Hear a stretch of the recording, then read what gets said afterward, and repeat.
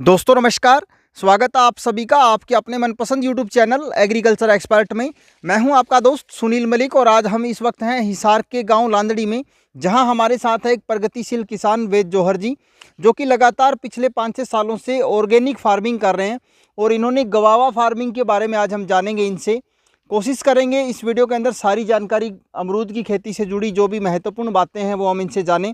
तो सर सबसे पहले स्वागत है आपका। नमस्कार जी। तो वेद जी, आप जो अभी ये अमरूद का बाग कितने टाइम का हो गया आपको लगाए हुए? ये मेरा 3.5 साल का बाग है जी। 3.5 साल का बाग है। हाँ जी। तो इससे आपको लगभग अर्निंग यानी कितने दिन हो गए स्टार्ट हुए? अर्निंग तो मेरे को दूसरे साल से शुरू हो गई थी इसकी। दूसरे साल से। हाँ जी। तो आपने कौन कौन सी वैरायटी अमरूद के अंदर इसमें लगा रखी है? मैंने इसके अंदर हिसार सफ़ेदा तो देखो जी मेन क्रॉप है। फिर जी। मैंने इसके अंदर हिसार सुरखा भी लगाया हुआ है और ताइवान पिंक के भी पेड़ है मेरे पास। जी। तो जैसा कि अभी एक चीज़ मैं यहाँ सबसे पहले जानना चाहूँगा, अमरूद जो लगाया है आपने, इसमें प्लांट टू प्लांट डिस्टेंस कितनी रखी जाती है? ये प्लांट टू प्लांट का तो ऐसा है जी, शुरू के अंदर तो मैंने इसको 20 बाई 10 पे लगाया था। 20 बाई 10 पे? हाँ जी। जी। पिछले साल से फिर मैंने इसकी जो 2 साल के तजर्बे से मैंने इसकी जो कटिंग का प्रोसेस है जी। उसको सारा समझने के बाद मैंने इसको 10 बाई 10 पे कर दिया है। 10 बाई 10 पे का रखा है। हाँ जी। तो जैसे अभी मैं देख रहा हूँ एक बीच के अंदर जो आपने एक और पौधा लगाया है, एक लाइन और लगाई हाँ है, जी, हाँ जी, यानी ये वैरायटी दूसरी है। एक तो ये चीज़ हो गई। हाँ दूसरा, इसको जैसे आपने डिस्टेंस इसकी कम की है, हाँ जी, हाँ जी, उस हिसाब से आपने बीच में दूसरा हाँ जी, जो ट्रांसप्लांट किया है। हाँ जी, हाँ जी। तो सर इसकी जो सबसे मेन चीज़ प्रोडक्शन के पीछे अमरूद के अंदर जो आपने देखी इन 3-4 सालों में, वो आप एक बार ज़रूर बताएं। देखो जी, मेन प्रोडक्शन के अंदर इसके 1-2 तो फंगस वगैरह की इसके अंदर दवाइयाँ हैं, उनसे आप इसको ऑर्गेनिक दवाइयाँ मैं आपको बताऊंगा, उनसे कंट्रोल करो। जी। एक नीमाटोड की समस्या आती है, इसको जी। कंट्रोल करो। बाकी मेन जो इसकी फ्रूटिंग का खेल है वो इसकी कटिंग होती है यानी जब अमरूद तक की। अपने इसकी कटिंग सही ढंग से जब तरीके इसकी से नहीं बढ़िया करेंगे। प्रूनिंग नहीं करोगे तो जी। आपको फल नहीं मिलेगा, आपके ये बड़े पेड़ वृक्ष टाइप के हो जाएंगे जी। और कल को इस पे छोटा छोटा अमरूद आएगा, आपको साइज भी नहीं मिल जी। पाएगा तो इसका। एक चीज़ और, जैसे वेद जी, अमरूद के अंदर एक साल में 3 बहारें आती है, हाँ जी, जी जैसे जी अम्बे जी बहार, जी, हाँ अमृत जी, हाँ बहार जी, और हस्त बहार। हाँ जी। तो अपने जो ये क्लाइमेट है जैसे, तो इसी में अपनी कौन सी बहार आप इसमें जो ले रहे हो? इसमें मेन 3 बाहर हम लेते हैं जी। तीनों ही बहार के फल लेते हैं हाँ आप? जी, जी। 3 बार के ही फल लेते हैं इसके अंदर। हमारी जो फरवरी वाली जो है ना, जो अप्रैल के अंदर आती है, हाँ जी, हाँ जी। उसमें हम कम ले पाते हैं क्योंकि हम उस टाइम कटिंग कर देते हैं इनकी। जी। और तो प्रूनिंग अगर का काम उस टाइम आप करते हैं? हाँ, फरवरी में हम इसको प्रूनिंग कर देते हैं। और कई दफ़ा इसका जो फल है, जैसे कि इस साल है क्लाइमेट थोड़ा गर्म है तो आगे पीछे हो जाता है। अमरूद का किसान ये ना घबराए कि फल नहीं आएगा, जी। फल आएगा, लगेगा, कोई दिक्कत नहीं है। कोई तो महीना एक चीज़ महीना यहाँ पर लेट मैं भी हो आपसे, जाता एक चीज़ जो आपने अभी बताया, सारा प्रूनिंग का खेल होता है। है। हाँ जी, तो हाँ जी। एक बार थोड़ा सा आप मेरे को बताएंगे प्रूनिंग करने के पीछे क्या कुछ खास ध्यान रखें? आओ आपको दिखाते हैं हम। जूम करना थोड़ा देखो ये पेड़ है, जी। इस पेड़ की यहाँ से आप हाइट देखोगे तो ज़मीन से ये करीबन 2.25-2.5 फुट की हाइट है इसकी। 2.25 फुट। ठीक है हाँ जी। जी। हमने इसको यहाँ से पिछले साल आप देख रहे हो, यहाँ से हमने इसको काट दिया, जी। इसको यहाँ से हमने काट दिया। हम्म। ये एक ब्रांच थी, और अब देख अब सकते हैं आप इसमें से 6-7 1, ब्रांचें 2, हैं। 3, 4, 5, 6 मिल गई। जी। ये पिछले साल का कट है, ये आप देख रहे हो। हाँ जी, हाँ जी। हाँ, इससे ये 5-6 ब्रांच मिल गई। हम्म। अब इनको हम इस साल फिर इतना हम इसको छोड़ेंगे, जी। फिर इसको काट देंगे। अब अब किसान आगे आप इसको और यहाँ से काटोगे? इसको बिल्कुल उड़ा देंगे, हम इसके ऊपर एक टहनी भी नहीं छोड़ेंगे। जी। सारी को इसको यहाँ से उड़ा देंगे तो यहाँ से जो हमारे को इसकी फिर इसमें से एक में दोबारा से इसमें ब्रांचिंग होगी। 5-6 ब्रांच निकल जाएगी इसके जी। अंदर से। तो सबसे बड़ी खेल ये किसान ब्रांचिंग सबसे का ज्यादा- ही रहेगा। हाँ जी, जितनी ब्रांच होगी, जितनी नई पत्तियां होगी, उतना इसमें फल आएगा।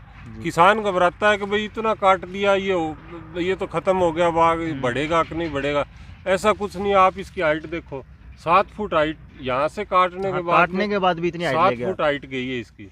तो सबसे बड़ी चीज़ ये है, एक अमरूद के अंदर जैसे कि भी कहा भी जाता है, जो लेटेस्ट अपने डॉक्टर बोल सकते हैं जो एग्रीकल्चर के हैं, अमरूद है चाहे बेर है, वो नई टहनियों पे ज़्यादा फल देते हैं। देखो जी, उनकी तो पढ़ाई वही है। हाँ जी। उनकी वो पढ़ाई वही है, लेकिन आप एक बात तो मान के चलो कि किसान उस चीज़ को मानता ही नहीं, जो यूनिवर्सिटी वगैरह खुद ही डॉक्टर बन जाता है, दवाइयों की दुकान पे जाता है, वो 5-5 6-6 दवाइयाँ बांध देता है, अननेसेसरी की दवाइयाँ डालता है इसके ऊपर।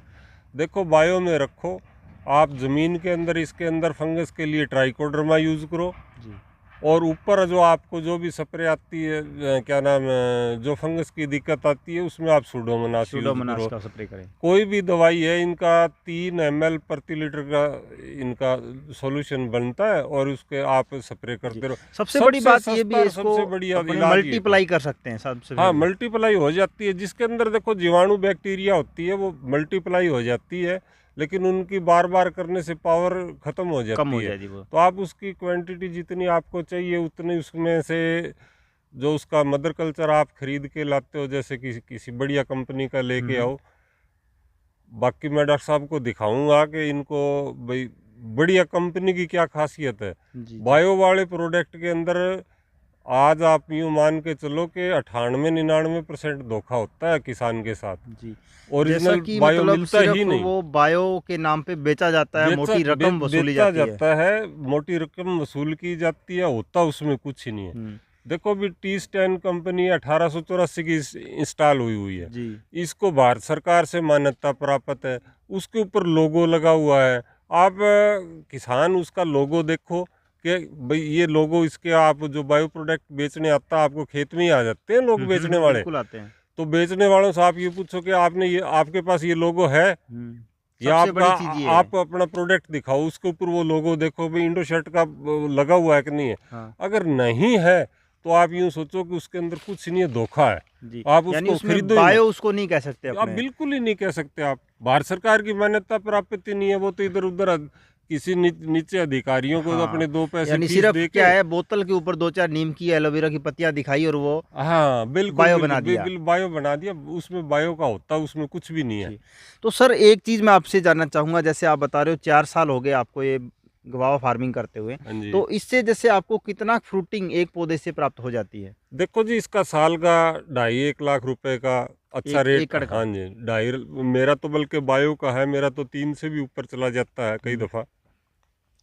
लेकिन आप बायो का आप रखो, आप कहीं भी आंख मीच के बेच लो, आपका घर लेने आएंगे लोग। मेरा भी घर से लेके जाते हैं, 30-35 रुपये 40 रुपये तक खेत से उठाते हैं। जी। तो सबसे बड़ी बात ये है कि आपको मार्केटिंग की समस्या नहीं आएगी यदि आप बिल्कुल ही नहीं है जैविक जी। खेती करते हैं जैविक तो। खेती किसी चीज़ की कर लो, और आने वाले टाइम में तो आज आप ज़मीन सुधारना शुरू करोगे तो आप यूँ सोचो कि 3 साल बाद में आपकी ज़मीन सुधरेगी। जी। उस टाइम 3 साल बाद, अगर 3 साल आप एक साल भी लेट होते हो तो आप सोचो कि पिछड़ गए आप पीछे जा रहे हैं। और जो भारत सरकार ने जो ये बिल पास की है ना, ये एक ही सरकार का उद्देश्य है। देखो किसान को भाई यूँ कह दे भाई कि डीएपी यूरिया नहीं है मत डालो, तो 1 मिनट के लोग सड़क पे आ जाएंगे और आ जाएंगे। वो तुरंत की तुरंत ये सोचेंगे भी सरकार उनको तो कैसे हाँ, दूसरी आए। सरकार देखो जी यूरिया नहीं देती, हमारे को डीएपी नहीं हाँ, देती। सरकार क्या करती है, देखो 2 चीज़ बचेगी। एक तो आपका पैसा जो फर्टिलाइजर पे लग रहा है वो जी। बचेगा। दूसरा सबसे ज़्यादा उसका जो बाई प्रोडक्ट है आपका हेल्थ है। जी। आपको जो मेडिकल के अंदर सरकार का जो इतना पैसा जा रहा है और रिजल्ट कुछ भी नहीं मिल कुछ रहा। भी नहीं है। आप मेरे को एक बात बताओ कि दवाई खाने के बाद में क्या कोई आदमी ठीक हुआ है? नहीं हुआ बिल्कुल। बोला जी मैं ब्लड प्रेशर है, मैं गोली ले रहा हूँ और ठीक है। जब आप गोली ले रहे हो तो ठीक क्या है? ठीक कैसे है फिर वो उसके सारे ठीक चल तो रहे आप हैं। उस दिन होगे जिस दिन दवाई बंद कर दोगे। आप उस दिन पता लगेगा कि आप ठीक हुए कि नहीं हुए। मेन चीज़ यही है। जैसे एक चीज़ मैं आपसे जानना चाहूँगा, अब की बार जो बजट पेश किया गया उसमें वित्त मंत्री निर्मला जी ने एक बात कही थी, जीरो बजट फार्मिंग। तो क्या मानते हैं आप, कहाँ तक कामयाब हो सकती है भारत के अंदर? देखो जीरो बजट फार्मिंग बिल्कुल 100% ही कामयाब है। आप जीरो बजट, तो मैं जीरो बजट के तो अंदर जाता ही नहीं। देखो जीरो बजट तो कुछ होता ही नहीं। घर से निकलोगे तो भी कुछ ना कुछ लगेगा। लेकिन देखो आप जिसके लेकिन अंदर उसका मतलब शाब्दिक अर्थ समझने की बजाय उसके हाँ, पीछे कहना क्या चाह रहा है। उसके पास रीजन ये है कि हाँ। आज आज मान लो कि भाई सरकार आपकी यूरिया डीएपी ये केमिकल बंद कर दे तो हाहाकार मच जाएगा। लोग अभी भी सड़कों पे आ रहे हैं, राजनीतिकरण कर रहे हैं। मोदी जी का तो एक ही उद्देश्य है, आपका प्रोडक्ट आपके खेत से घर से आके ही कोई मांगे लेके जाए। आज हमारे गेहूं चावल की क्या हैसियत है? कोई खरीद नहीं रहा इसको। विदेशों में निर्यात बंद विदेशों है, में निर्यात नहीं हो रहा, उसको कोई खरीद रही, खाना पसंद नहीं करते। खाना नहीं कर रहे। दूसरी बात, एक और चीज़ मैं यहाँ पे कहना चाहूँगा, जैसे कि हमने यहाँ पे कॉटन फार्मिंग होती है, उसमें इतने ज़्यादा पेस्टिसाइड डाले जाते हैं, जिससे कि इससे पहले पशुओं के अंदर बिनोला सबसे प्रचलित पशु आहार था, बिल्कुल बिल्कुल। लेकिन उसको अब खिलाना बंद कर दिया, या खड़ भी अगर अपन उसके खिला रहे हैं तो पशुओं में बांझपन की समस्या सबसे ज़्यादा देखी गई है, जो कि एक बहुत बड़ा रीजन है पेस्टिसाइड का। हाँ जी, तो हाँ वही जी। चीज़ है, जैसे अपने इसके अंदर पेस्टिसाइड यानी केमिकल फार्मिंग अपने करेंगे, तो कहीं ना कहीं वो फ्रूटिंग के माध्यम से अपने भी अंदर जाएगी, तो उसके भी लॉस हैं। तो एक और चीज़ जैसे लास्ट में अपने मैं आपसे पूछना चाहूँ, कोई यदि युवा किसान है, नया है इस क्षेत्र में, और वो चाहता है मैं बागवानी करूँ अमरूद की, तो उस विषय में आप क्या उनको सलाह देंगे, कौन सी वैरायटी लगाएं और क्या खास बात का ध्यान रखें ताकि उसको कहीं भी लॉस का सामना ना करना पड़े? देखो जी, किस्म तो इसके अंदर सबसे बेस्ट तो है हिसार सफेदा। हिसार सफ़ेदा। हाँ, फिर भी मैं यूं कहता हूँ कि हिसार सुरखा भी लगाओ। जी। हिसार सुरखा लगाने का मकसद क्या होता है कि आपका सीजन लंबा चल जाता है। ये 1 महीना पहले आपको फ्रूट देना शुरू कर कर देता है जी ये। जी। तो लंबा सीजन चलने की वजह से किसान मार नहीं खाता, कभी बाजार में ऊंचा रहता है, कभी हाँ, नीचा कभी रहता है, सभी तो प्रकार के उसके भाव अंदर। मिल जाएंगे एक तो। लेकिन उसका जो हिसार सुरखा है वो ज़्यादा टाइम में तोड़ने के फल है वो टिकता नहीं, जी। गल जाता है, खराब जल्दी होता है नरम वो। जल्दी हो जाता है। हम्म। लेकिन वो ऐसी कोई बात नहीं, थोड़ा उसको सख्त भी तोड़ा जा सकता है, एक आध दिन उसका बढ़ाया जा हाँ, सकता नॉन है। वो क्लाइमेट्रिक की तरह आपने बोल सकते हैं आपकी उसको। बुद्धिमत्ता से वो आप उसमें भी हाँ। सक्सेस हो सकते हो। बाकी हिसार सफेदा है वो तो मास्टर है। जी। मैं तो यूँ कहता हूँ कि ये लोग बोला जी L49 है, ये बोला ये क्या नाम अपने फलानी कंपनी का है, फलानी कंपनी का है। देखो, सरकार का जो बनाती है ना, चाहे हरियाणा सरकार हो, चाहे राजस्थान की हो, चाहे भारत हाँ, सरकार कोई हो, भी अपने से सेंटर सरकार पे लगाएं। वो वो जो पौधे या जो किस्म तैयार करते हैं वो बहुत सोच समझ के तैयार करते जी। हैं। बहुत बरस तक वो उसका अनुसंधान चलता है उस पे। फील्ड के अंदर अनुसंधान चलता है। अब मैंने 4 पौधे एक पे देखा फल बढ़िया है, उसी का जाकर बना लिया, बोला कि जी ये देखो ये मैंने ये नई नई किस्म वैरायटी बना। दी है। ऐसा कुछ भी नहीं है, रिसर्च से बनता है। एक आज एवरेज सबसे ज़्यादा जरूरी है। एवरेज देखो, यील्ड भी हिसार सफेदा यील्ड का सबसे मास्टर है। इससे जी। ऊपर कोई भी पौधा आप ले लो, हम्म। आप फिर कहते हो 1 kg फलाना kg जी, ये बर्फ कारखाना आ गया जी। मैं कहता हूँ कि अमरूद की तो सैकड़ों वेराइटियां लोगों ने निकाल रखी है, बहुत सारी है। लेकिन ऐसा उनमें कुछ भी नहीं है। कोई ये मान्यता प्राप्त है हरियाणा सरकार से, यूनिवर्सिटी से पास है, यूनिवर्सिटी की खोज है। और आप इसी को हिसार सफेदा को तवज्जो दो, हिसार सुरखा के भी पेड़ लगा लो ताकि आपका सीजन लंबा चले। जी। एक और चीज़, जैसे आपने ये जो लगा रखा है अमरूद फार्मिंग आप कर रहे हैं, तो इसमें पानी की समस्या, जैसे खासकर मैं बात करूंगा रेगिस्तानी एरिया जैसे राजस्थान में है, तो वहाँ पे यदि किसान इसकी खेती करना चाहे तो कितने दिनों बाद इसको सिंचाई की आवश्यकता पड़ती है? देखो जी, पहला वर्ष जो 1 साल होता है ना शुरू का, हाँ जी। वो चाहे कोई भी पेड़ हो उसके लिए बहुत ज़्यादा अहमियत रखता है। हम्म। इस बार मेरे टैंक में गड़बड़ हो गई थी, मैं मई जून के अंदर भी पानी नहीं दे पाया था। जी। तो आप देखो, फिर भी बाग बहुत अच्छा ग्रोथ ले रखा है, 8-8 ग्रोथ फुट बहुत की अच्छी ब्रांचें है, हैं इनमें। हाइट भी अच्छी है, फ्रूटिंग भी ठीक चल तो रही है। इसके अंदर मैं आपको ये बताता हूँ कि एक तो आप बायो रखोगे तो बायो के अंदर ज़मीन में पानी सोखने की शक्ति इतनी ज़्यादा हो जाती है कि वो बर्फ आपकी जितनी बारिश होती है ना, उसका उससे सारा पानी हाँ, सोख कर वो रखती है। वेस्ट नहीं जाता। दूसरा क्या है कि पौधों के आसपास अपना थोड़ा बहुत निराई गुड़ाई करके उसको घास फूस से ढक ढक दो। के रखो, मल्चिंग में काम आ मल्चिंग जाएगा। बिल्कुल। मैं तो पूरे बाग के अंदर आप देख रहे हो इतना घास खड़ा रहता है, इसको जैसे ही बढ़ता है इसको कटवाता हूँ, वहीं छोड़ देता हूँ, कटवाता हूँ, वहीं छोड़ देता हूँ। लोग तो आते जाते कहते हैं वतन जंगल बना रखा है, फलाना बना रखा है। यही तो नेचुरल है। बिल्कुल, एक जब तक अपने मनुष्य ही है जो धरती से लेता है, बाकी जितनी वनस्पति है वो सारी इसको दे रही देती है, है। बिल्कुल दे रही है। एक मनुष्य ही है जो शोषण कर रहा है इसका। यानी अपने जो घास फूस है, एक तो मल्च का काम करेगी, दूसरा जब वो सड़ गल जाएगी तो खाद का भी काम बिल्कुल करेगी, एक खाद अच्छी का कंपोस्ट करेगी। भी तैयार होगी वो। हाँ, और उसके अंदर सारे माइक्रो न्यूट्रिएंट्स है, और सारी चीजें उसी के अंदर ही यानी होती एक्स्ट्रा है। से कोई कुछ भी न्यूट्रिएंट्स नहीं नहीं देना डालना। पड़ता। एक बात बताओ, आप जंगल में चले जाओ, आप जंगल में जाते हो तो वहाँ कितने वृक्ष खड़े रहते हैं, क्या कोई कमजोर देखा आपने? क्या वहाँ कोई फर्टिलाइजर दे के आता है?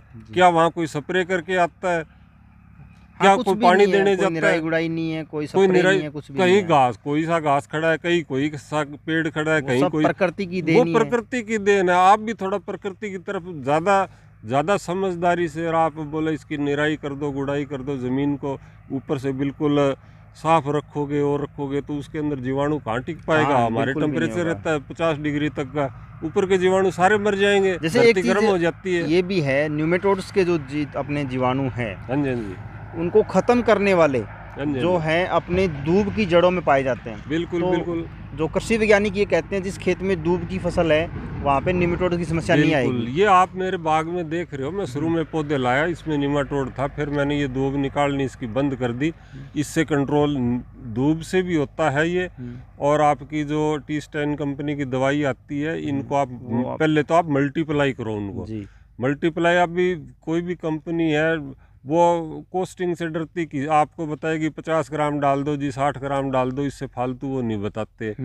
वो क्यों नहीं बताते कि अगर ज़्यादा खर्चा आ गया तो किसान यूज नहीं करेगा। यूज नहीं करेगा, आगे आप नहीं उसको लेगा। मल्टीप्लाई करके साढ़े को 10-10 लीटर डालो ना उसको, सही है, आप उसकी क्वांटिटी बढ़ा सकते उसकी हैं आप क्वांटिटी 20 गुना बढ़ा दो, 30 गुना बढ़ा दो, 100 गुना बढ़ा दो। उस हिसाब जहाँ से यूज 50 हो ग्राम जाएगा। दे रहे हो वहाँ उसको 5 लीटर दो उसको, तो वो जीवाणु इतने हो जाएंगे कि वहाँ ऑटोमेटिक खत्म हो जाएगा।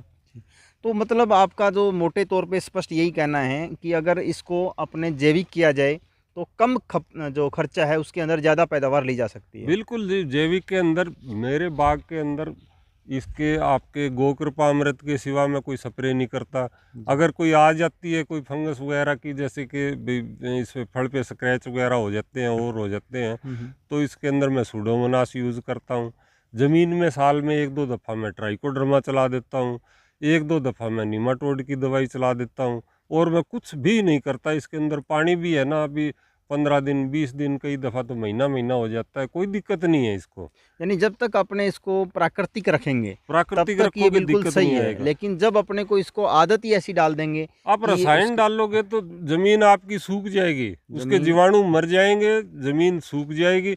मैं तो यूं कहता हूँ आप नर्सरी से पौधे लो तो भी उसको ये बात कहो कि भाई आपके ऑर्गेनिक है क्या पौधे, जी। ताकि नया पौधा क्या होता है कि उस थैली के अंदर जीवाणु होते हैं और उन जीवाणुओं से ही वो बराबर की जो मिट्टी है, देसी खाद डालते हैं लोग, वैसे उठाई और वो डाल दी। क्या आपने ट्रीटमेंट किया उसका? जी। उसका कम से कम 1 महीना पहले ट्रीटमेंट शुरू होता है, तब जाके देसी खाद डालो, अदरवाइज मैं तो कहता हूँ मत डालो।